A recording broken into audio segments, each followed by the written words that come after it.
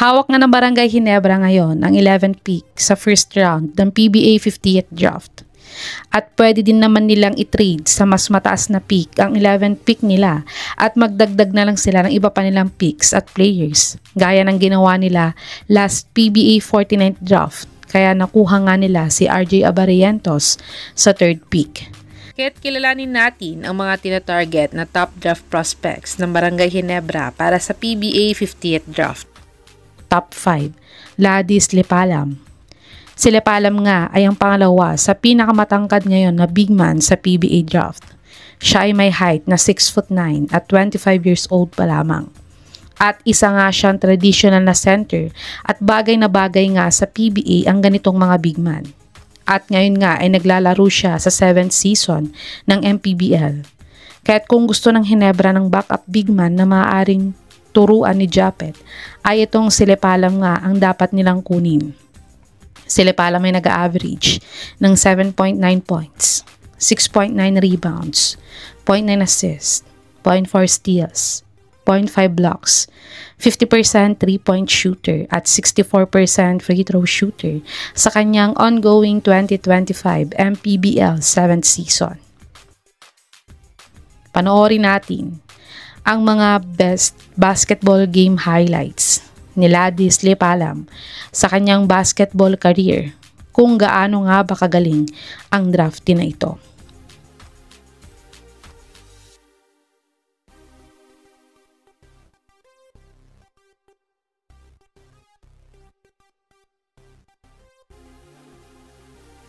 Top 4, Dub Panopio. Si Panopio nga ay ang point guard ni Kai Soto at AJ Edu sa Batang Gilas dati. At dahil nga mataas ang potential niya sa Batang Gilas, dati ay kinuha nga siya sa mga teams ng overseas. Pero ngayon nga ay nag-decide na siyang bumalik sa Pilipinas para magpa-draft sa PBA.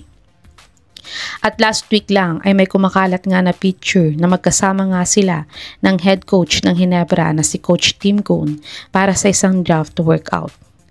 Kaya't madaming ang Ginebra fans ang nagsabing si Panopio na nga daw ang nasa radar ni Coach Tim na kunin sa PBA draft ngayon. Si Panopio ay nag-average ng 14.9 points, 3.7 rebounds, 4.4 assists, 1.8 steals, 0.2 blocks, 38% 3-point shooter, at 80% free throw shooter sa kanyang 2024-2025 India INBL season. Panoorin natin ang mga best basketball highlights ni Dub Panopio sa kanyang basketball career, kung gaano nga ba kagaling ang draftees na to.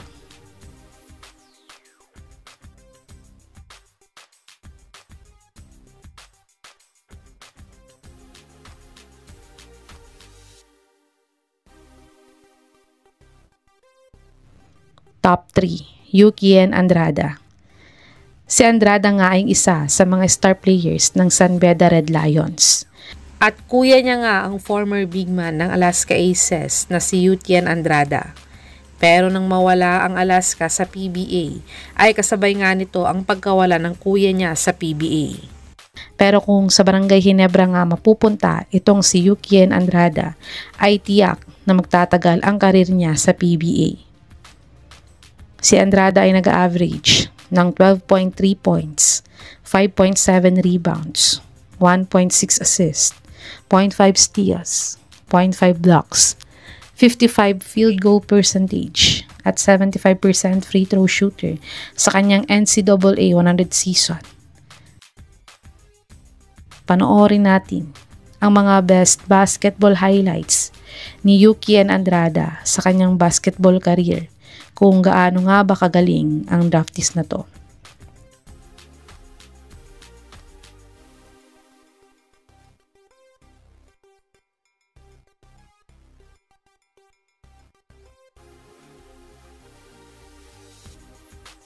Top 2, Will Gozum.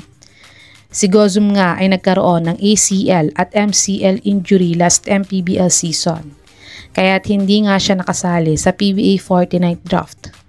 Pero ngayong PBA 50th draft nga ay nag-file na siya ng kanyang draft application sa PBA. dahil nakabalik na nga siya at naglalaro na ulit ngayong MPBL season.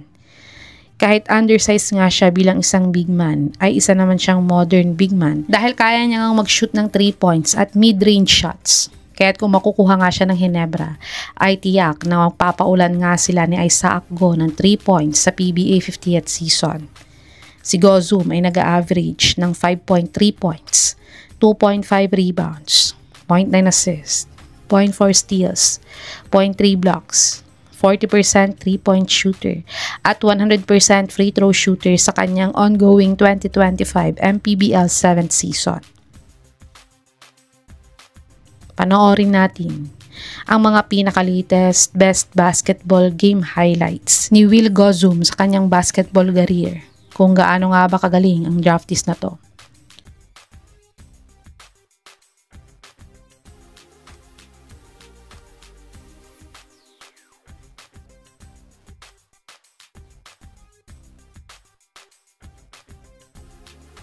Top 1, Yeo Chu. Si Chu nga ang pinakamalaking rookies aspirant ngayon sa PBA.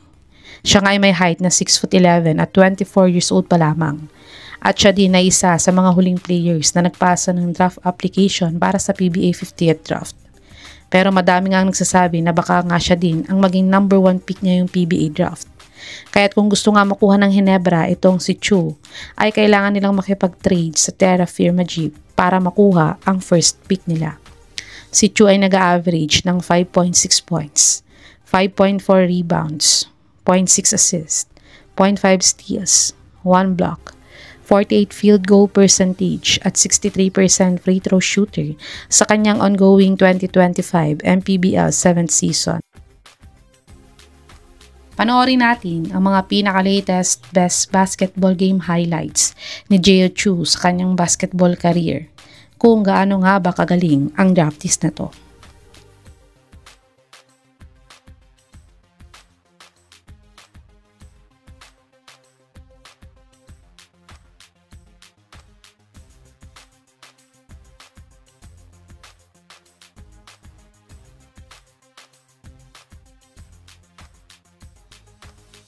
Ito ang mga top draft prospects na tinatarget ng Barangay Ginebra ngayong PBA 50th draft.